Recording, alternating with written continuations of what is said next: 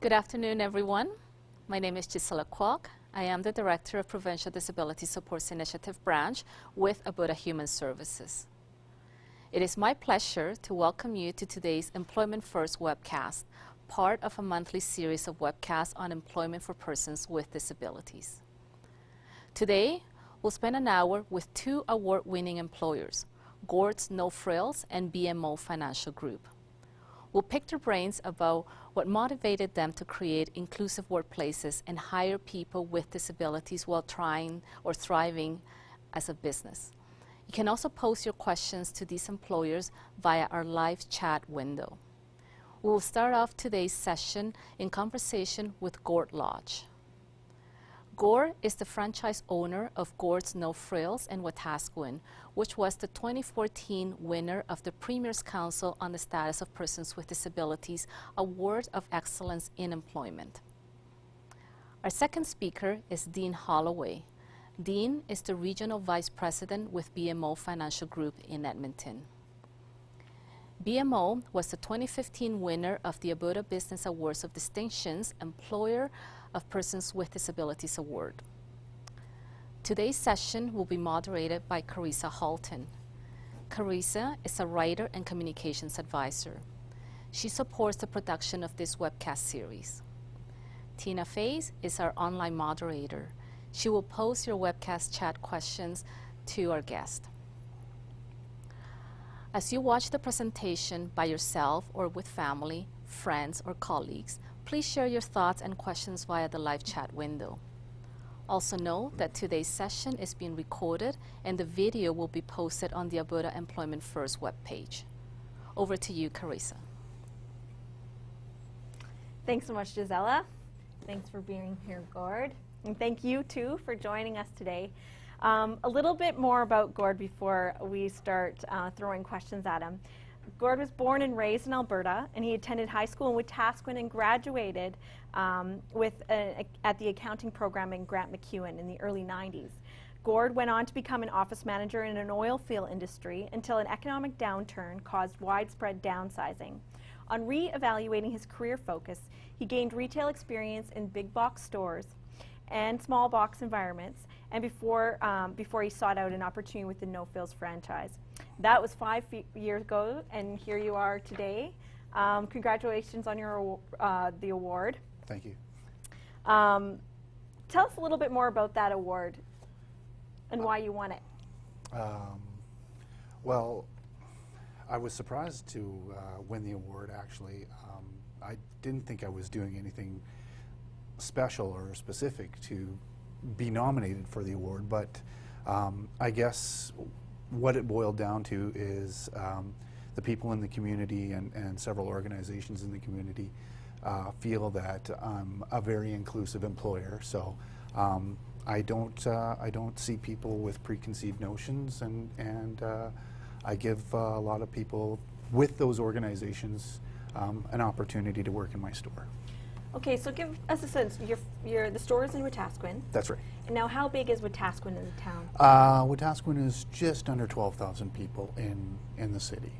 And so, how many agencies then are there that support people with disabilities? You know, I'm not sure how many there are, but there's easily half a dozen that I work with.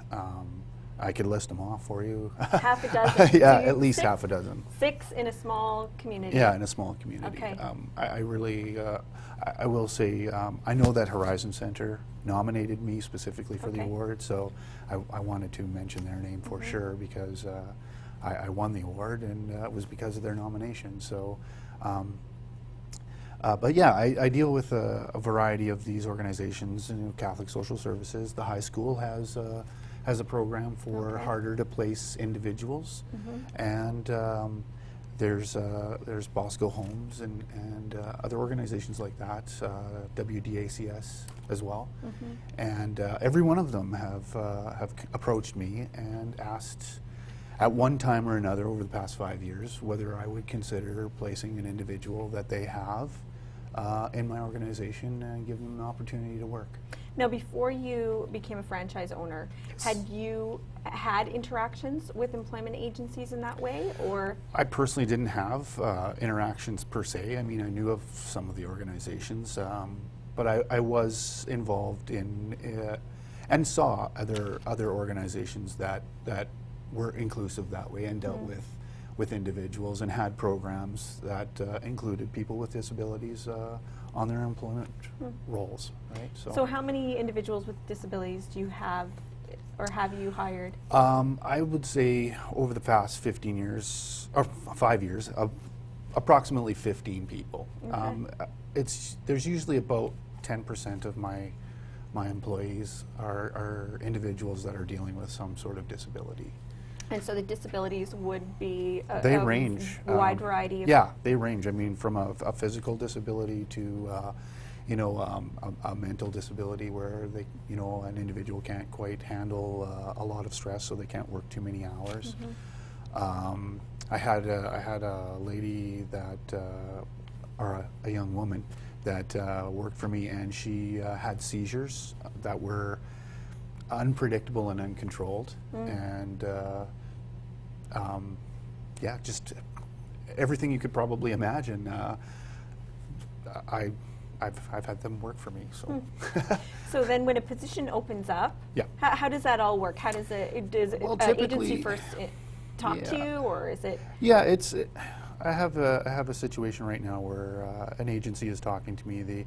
They have an individual that wants to work at my store, and they've voiced their desire to work at my store, and I just currently don't have a position for the individual. I want to hire him, but I don't have the right number of hours. I can't. It wouldn't be right of me to say that I'll hire you today and then not fulfill his expectations by not giving him enough hours.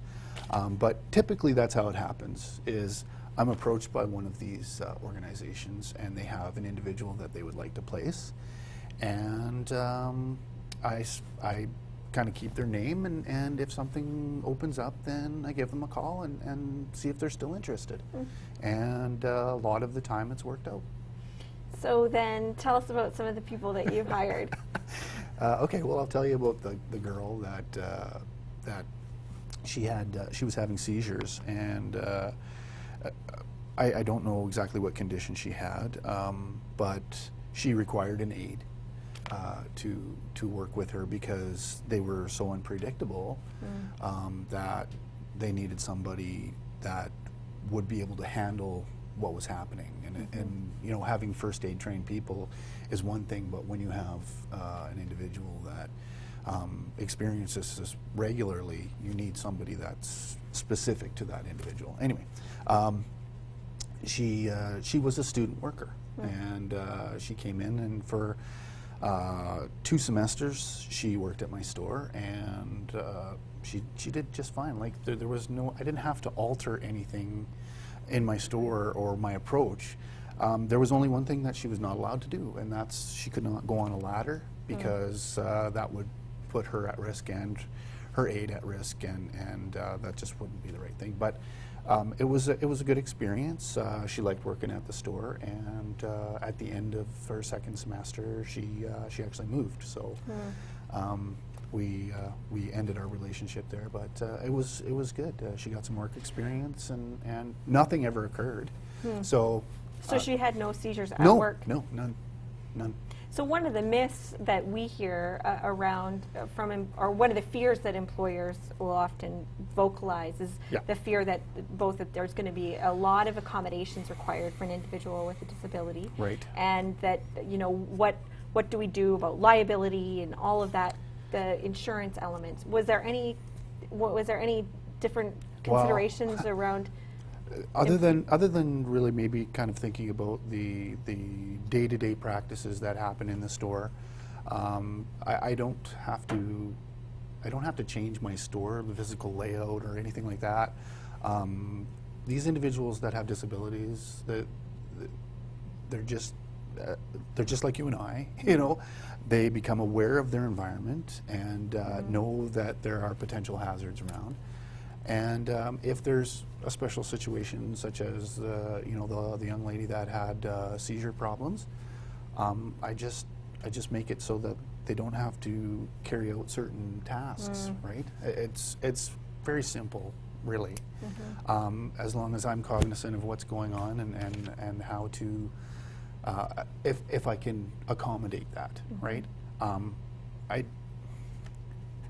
I guess that's really about it. Like, it's very simple for me to accommodate it. Right. I think in people's minds, and I understand how someone can say, well, I have to do all these things, and there's extra insurance considerations and so on and so forth. Well, I just don't think there are.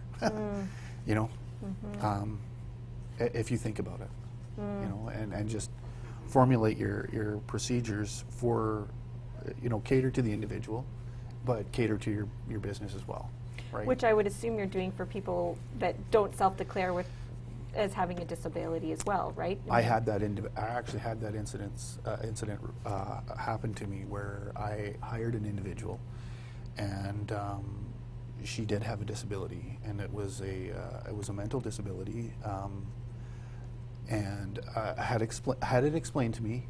She did have an advocate.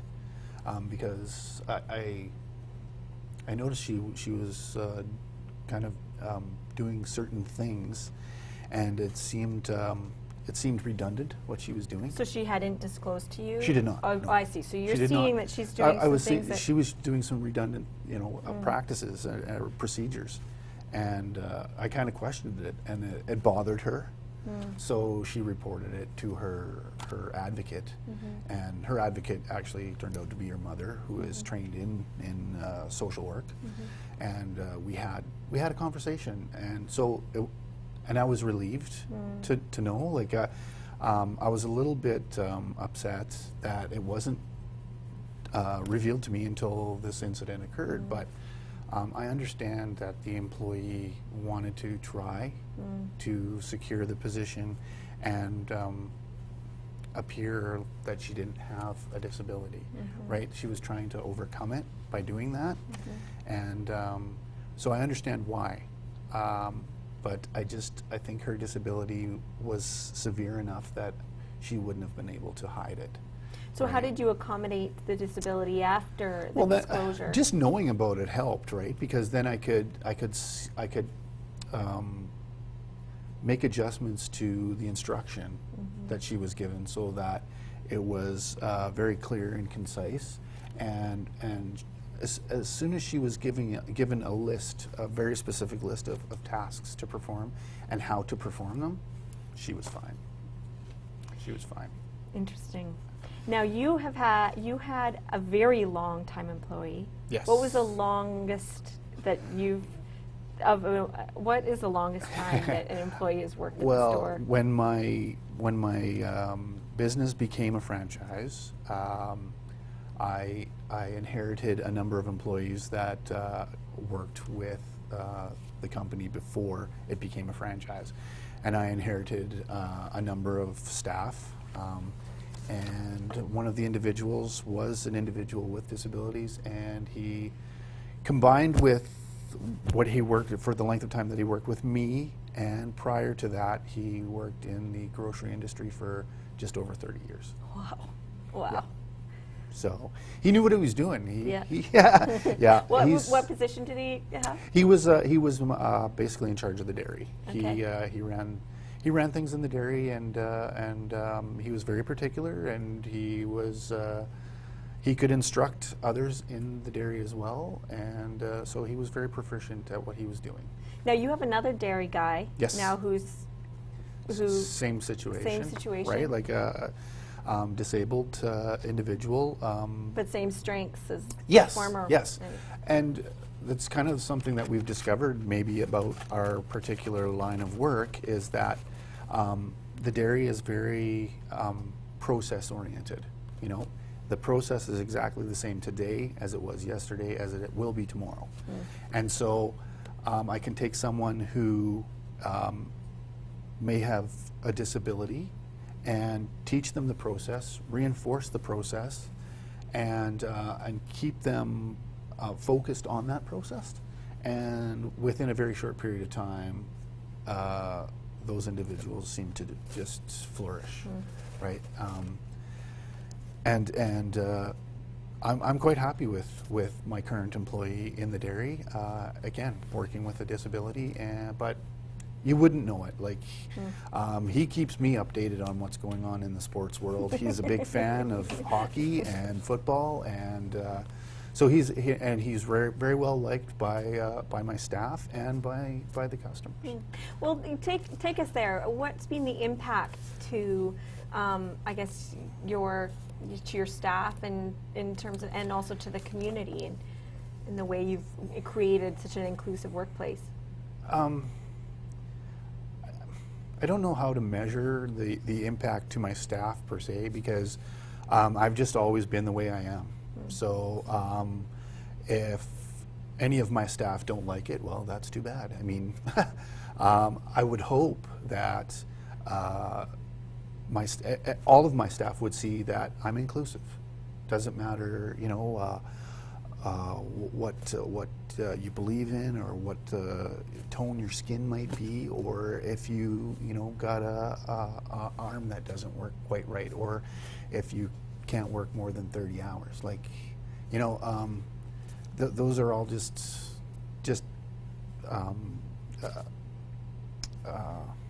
characteristics, right? It doesn't define who we are and what we can do. So yeah, I hope that my staff gets that, and I think they do, right? Like, I mean, it shows in how well everybody gets along. You know, like my dairy guy, and I've got a guy working in the freezer section, and you know, I mean, they're fixtures around there. You know, everybody knows them. My customers come off the street, like my freezer guy, he probably knows everybody in town. He's been there forever, and they just say hi to him every time that they come in, and I think all I'm trying to do is create a reflection of the community that I'm in within the business that I run. You know, there's a number of organizations, we talked about it before, that work on placing individuals. So there's a number of individuals in my community. There's got to be a number of individuals in my store, right? And you know, that's just the way I think. And I don't understand how that's different. So the impact, that's amazing that you've been able to sort of, you can see the reflection of Wetaskiwin in No Frills. I think that, sorry, I just saw the 1 minute mark, so I just got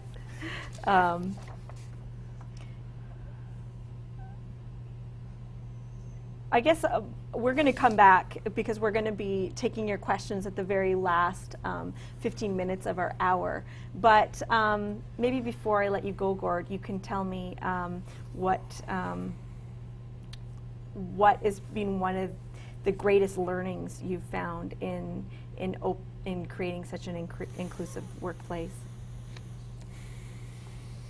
I think I've probably said it in a variety of ways, or I've tried to, and that is, you know what, nobody's any different than the next person, you know, and I had a small accident last year, and I injured my hand, and so I can't open my finger. So I've got a disability. So everybody's the same. That's the biggest thing.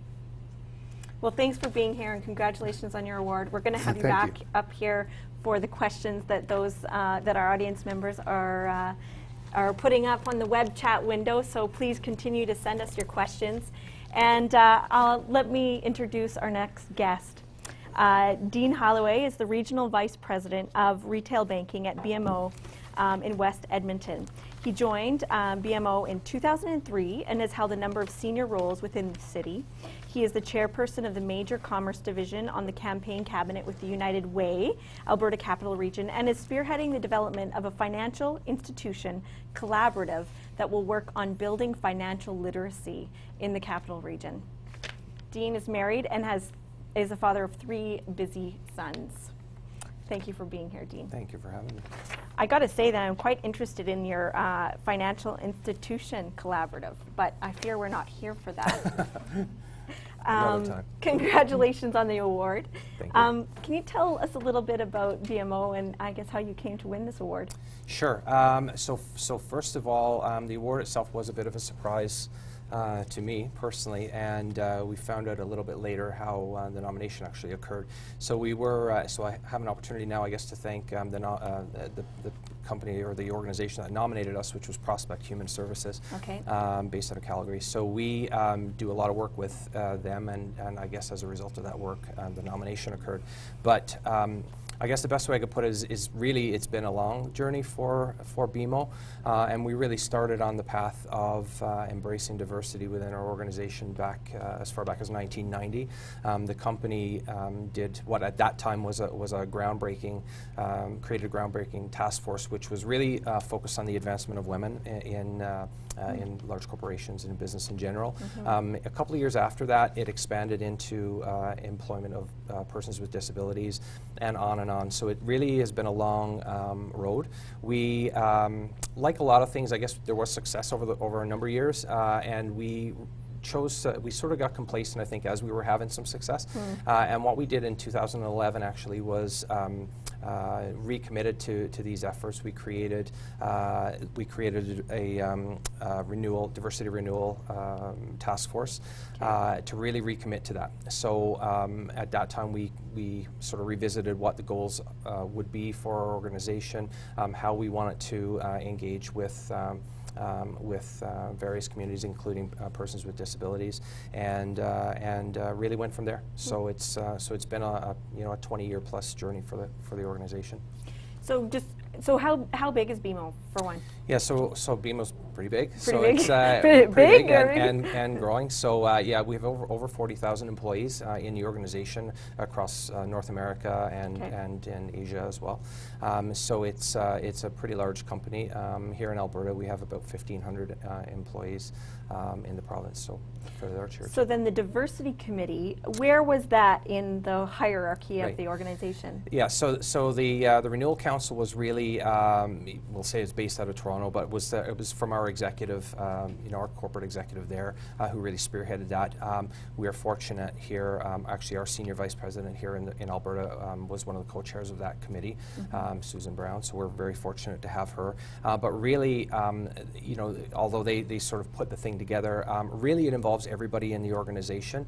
And one of the outcomes of that certainly is that it's commitment to diversity is really embedded in our core values in the company. But there was a lot of other work that was done from the Diversity Renewal Council. So, for example, the creation of various employee resource groups. So, again, partly persons with disabilities, but also we have one called WISE, which is Women in Supported Environments. We have a resource group for the LBGT community. We have one for Latino employees, and so on. So the purpose of those was actually to encourage engagement from our workforce back through the various channels of communication in our organization to help us understand what the needs of those various groups were, so that we could better meet those needs for our employees as well as for our customers. So the organization itself created, let's say, the committee that was workforce working around disabilities and inclusion. Right. In that respect, how would that look? What did that look like? Yeah, that part I couldn't tell you exactly what the mechanics of that were. My understanding is that there was certainly an outreach, to our workforce, to determine what the level of interest would be, and then it was sort of formed through there. So certainly it would have been driven by the council itself and the members of that council. But really, I suspect the formation of all of those really would have been driven by the membership of those particular groups. Now, the diversity committee, they established some goals. That's right. Tell me about the goals. Yeah, so trying to remember the numbers here. So, so one of the goals was basically we know we have about 6 million individuals in Canada who would self-identify, for example, as persons with disabilities. Our goal in the company was, when it was originally started, was to get a representation of about 3.8% of our workforce by 2016. So that was, I think, I believe, was considered a fairly aggressive goal at that time. We're right now at about 3.3, and we're basically on target to achieve that.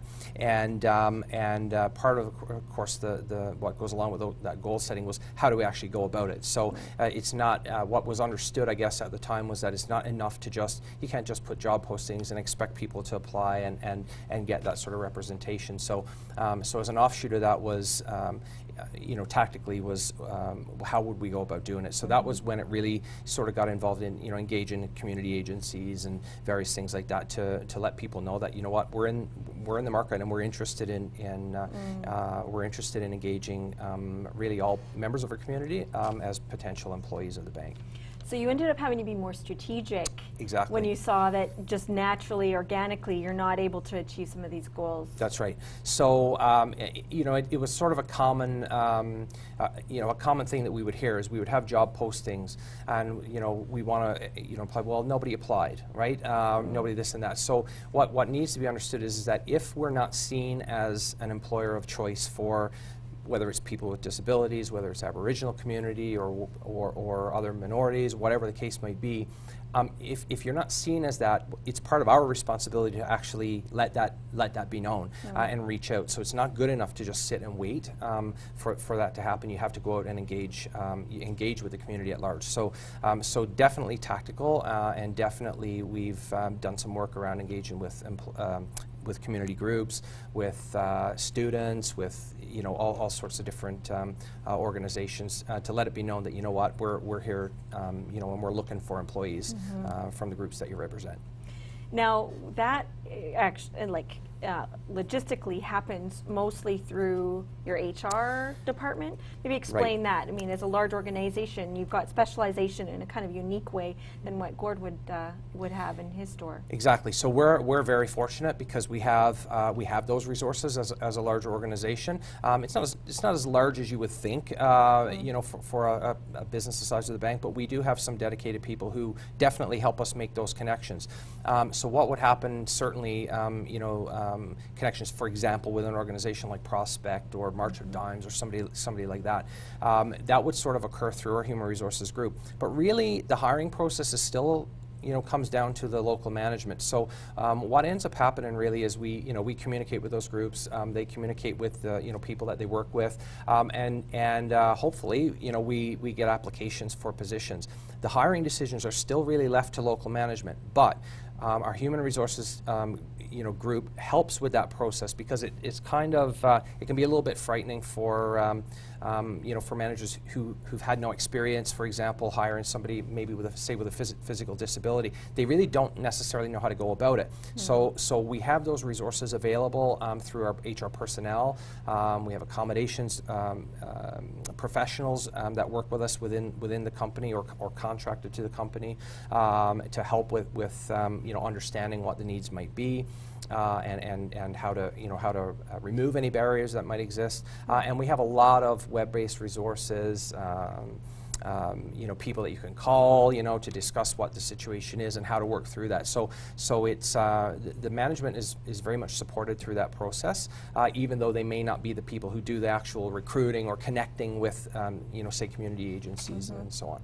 So you'd had a manager, I think you'd mentioned a local branch manager, yes, who was about to hire somebody with a physical disability. Felt a bit nervous. So then tell us a bit about that accommodations team and how they work with the local managers. Right, so it's kind of tricky, and sort of as Gord said, there's certainly no obligation for somebody to disclose, what a situation is, and quite frankly, we don't always want to know that. We want to make the hiring decision based on the merit of the applicant. So, of course, one once the person's hired, sometimes you find out these things, and it is totally a self-disclosure process. And yeah, it can be a little daunting. So what we found out, that particular manager, just picked up the phone, literally called our HR business partner. Actually, called me first. We connected with the HR business partner, and then connected with our accommodations personnel in headquarters. They came into the branch within a day or two and did the assessment of what was necessary for that person. It turned out to be not a huge deal. It was we had to get a particular desk, for example, which you can elevate, and that person had a spinal issue, for example, so had to stand for periods of time and this sort of thing. So it was a very, very painless process.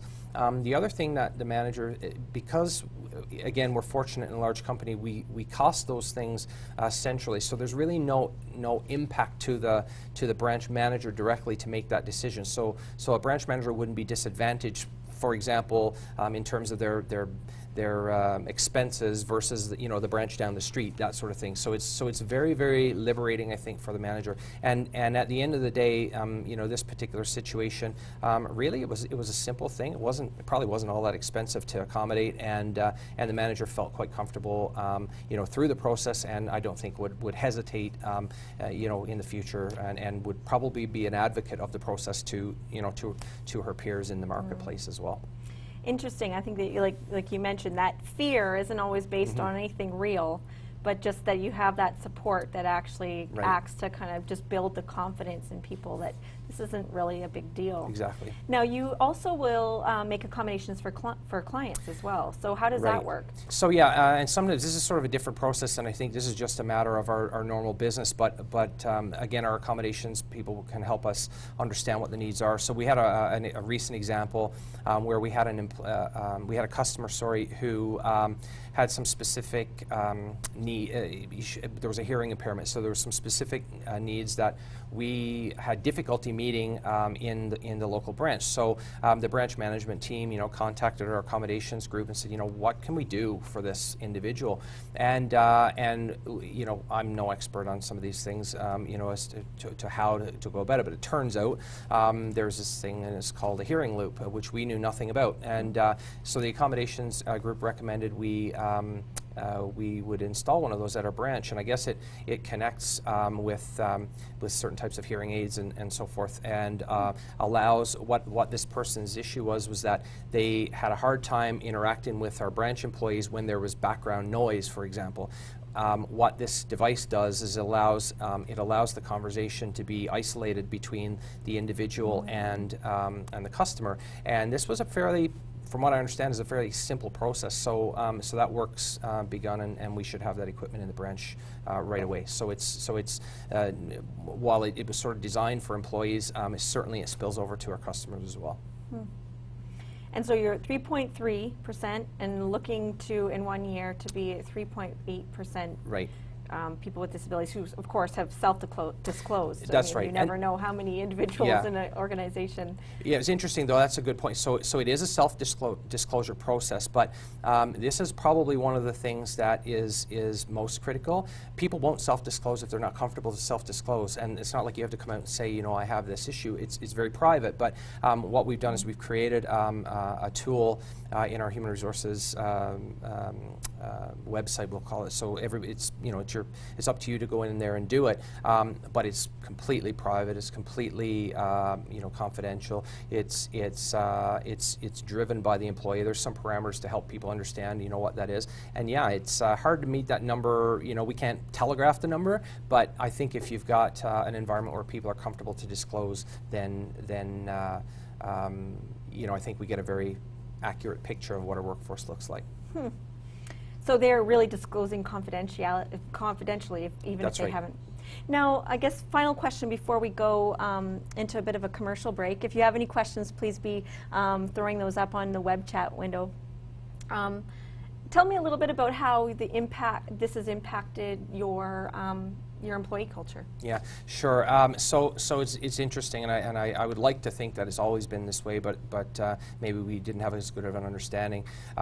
It's clear to us that it's very important to employees to feel like they work for for an organization that is inclusive and gives everybody, you know, an equal opportunity to be successful. So we survey our employee base every single year, and some of the questions that are, you know, included in that survey are around inclusivity and diversity and so on. And the feedback that we've gotten over the years as we've been on this journey is really quite positive, and you can see that our overall employee engagement scores actually increase year over year, and certainly this isn't the only thing, but we can see that there's a correlation between increases in that trend and increases in our overall employee engagement. So to Gord's point earlier, you don't always know exactly, but you can sort of see that there's patterns in there. So we believe we're on the right track, and it's what our employees want us to do.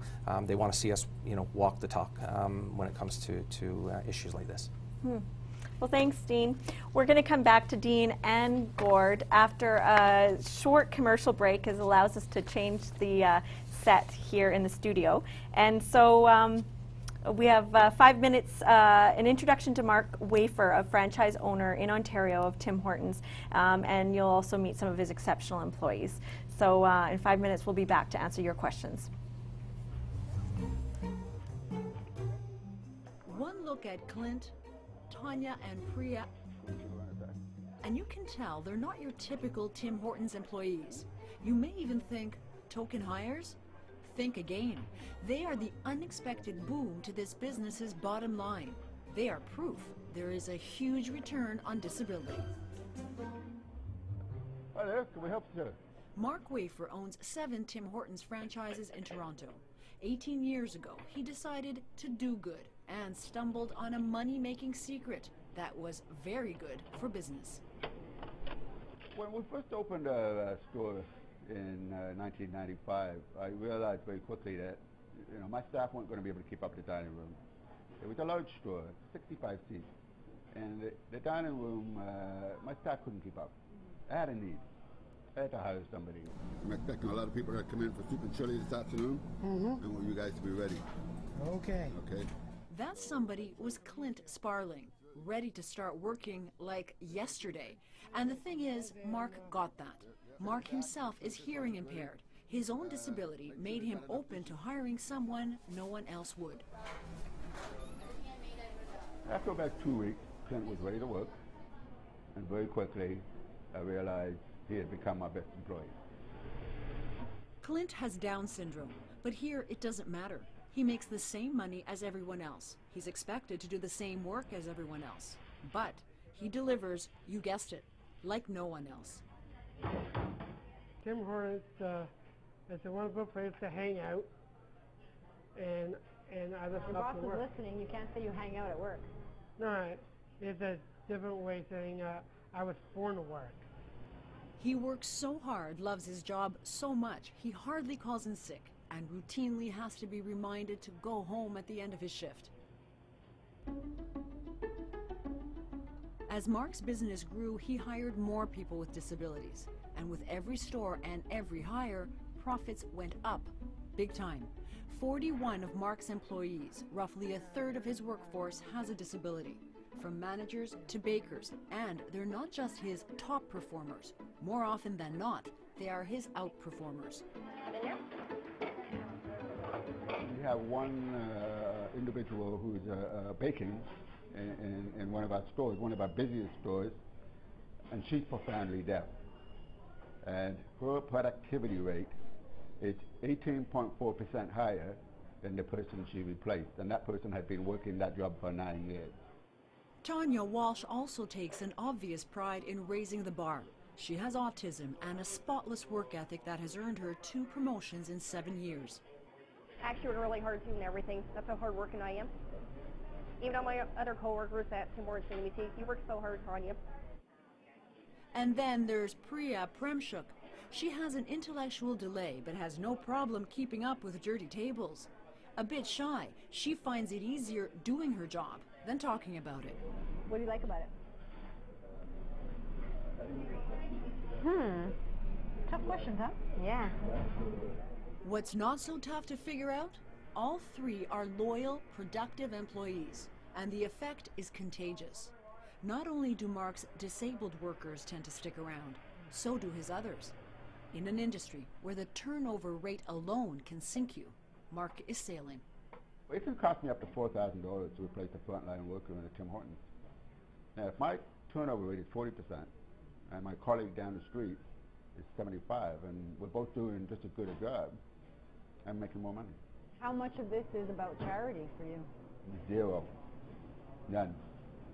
And Mark insists businesses simply can't afford to miss out on the disability train. We're looking at about 1 million workers short by 2025. And that's not just skilled labor. We're talking about entry-level positions. If you don't do this now, you're running the risk of not having staff 10 years from now. And you know, what's been good for Mark's business has been good for workers like Clint, too. Clint recently married his sweetheart, Katie. They own a condo and live on their own with some help from their families. Do you still see yourself staying here or going somewhere else? Or Actually, there's no place else in the whole world but Tim Hortons. how much did he pay you to say that? Honestly, Yeah. none of whatsoever. You can't buy that kind of advertising, all because one businessman spotted an opportunity and discovered it was the opportunity of a lifetime. Joanna Bermeliotis, CBC News, Toronto.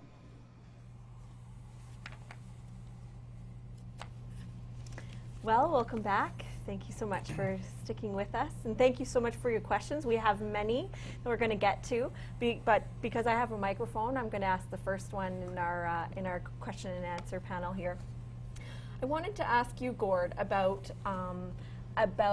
working with agencies that provide aids and coaches for your employees.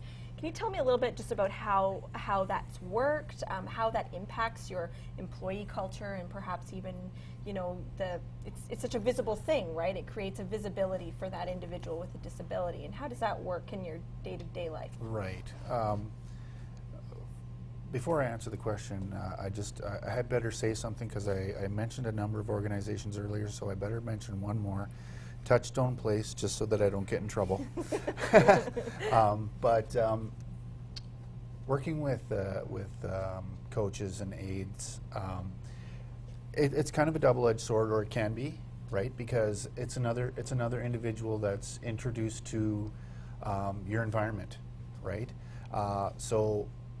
And the experience can be positive or it could be negative. It really depends on the aide themselves or the coach themselves.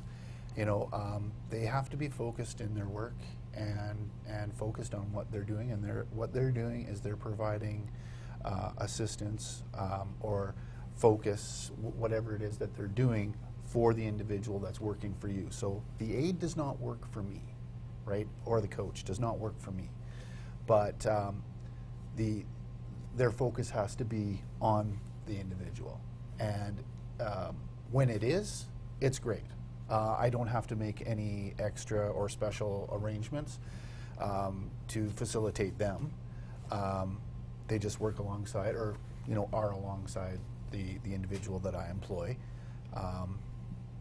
If, however, and it's not an impossibility, and it has happened where an aide may lose focus on the individual that they're supposed to be, watching over and encouraging or making sure that they're doing the job properly. When that instance occurs, I try not to be overly verbal about it, but I try and, if I see a hint that, this has kind of gotten off track, and because I don't want the remainder of my employees seeing that. Right. And so also when it comes to insurance purposes, you have an individual who's right. here who's not your staff, but who's working with your staff.